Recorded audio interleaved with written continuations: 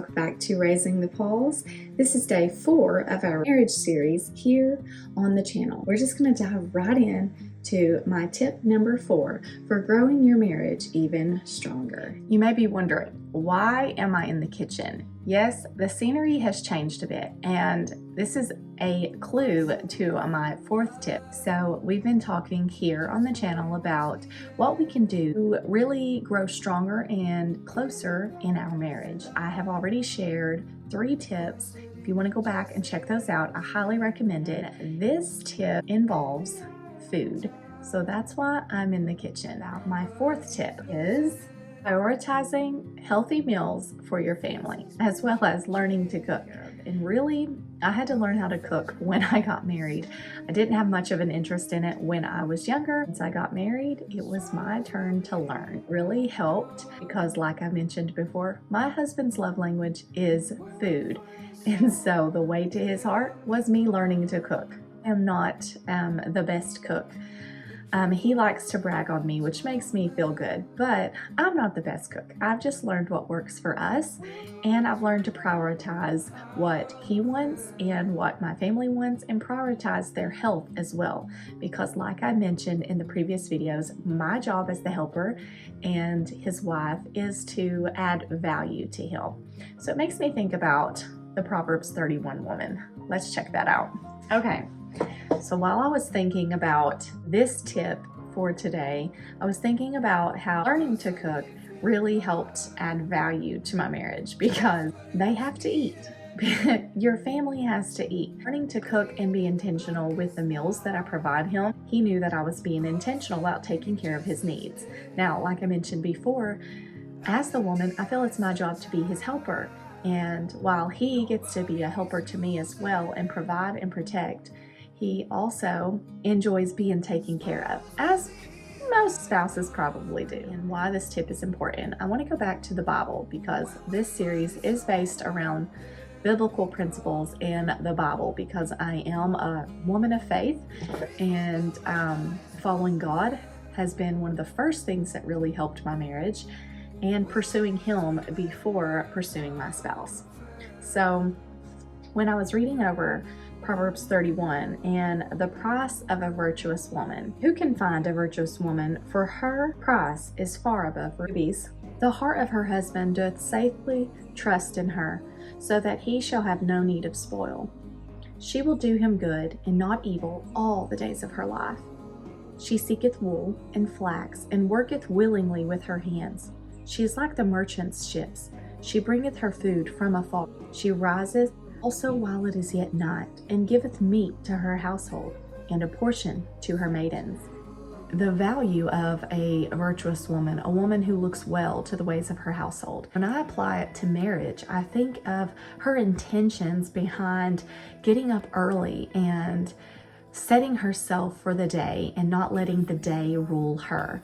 She set herself early in the morning to provide meat and food for her family. She was very intentional. She wasn't just slapping something together or just grabbing whatever was available. She wasn't just getting up and not taking care of herself or her own needs, just like we talked about in the previous videos. She is getting up and being intentional about what she does for her family. This is a virtuous woman, and it's a woman that your spouse is going to want. He's going to take pride in the fact that you are being intentional about his needs and your family's needs and looking after him, and he can trust you to provide a security at home and to be a keeper of the home. We talked about this in another video last year, I think, about being a Titus 2 woman. I'll link the video down below, but it talks about what a Titus 2 woman does for her family, making sure that her family is fed and loved and secure, and her spouse can trust that she's not going to bring him spoil.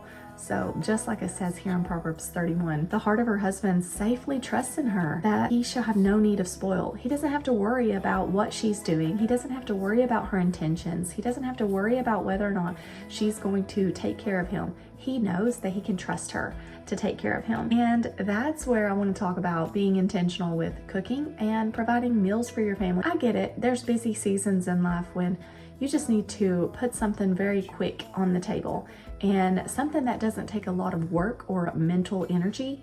I get that too with having a lot of little ones.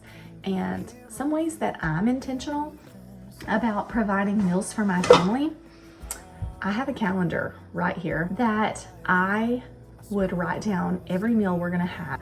I can plan my grocery shopping around what I've planned. We've gone through different seasons of life where we need quick and easy meals, and there's other times when I have more time that I can make more elaborate meals or meals that take longer. The dinners at home usually are wrapped around what my husband's preferences are. We are home and get to eat and pick what we want for our lunches and breakfasts and snacks, and I would much rather make a home-cooked meal that caters more to what he wants. And that's my way of looking after him. We've gone through different seasons, like I said, where I am cooking either quick meals or sometimes they've been less healthy meals during busy seasons of life, just to give myself some grace. And that's okay too, because sometimes you just have to kind of get through whatever season you're going through. Long term, I want to be very intentional about what I'm cooking and making sure that they're healthy meals so that we can take care of our temples. Just recently, I've gotten away from planning my meals on the calendar. My husband and I will go over one night a week and just talk about what sounds good. And I will base my grocery shopping around those meals. And he's even helping me in the kitchen and cooking up. We do the grill, we do the smoker, and getting some meals prepped for the week. If you can, learn to cook, women. Learn to make foods that are nourishing for your family. Get back to the basics. I think there are so many terrible, unhealthy ingredients in the processed foods in every store now.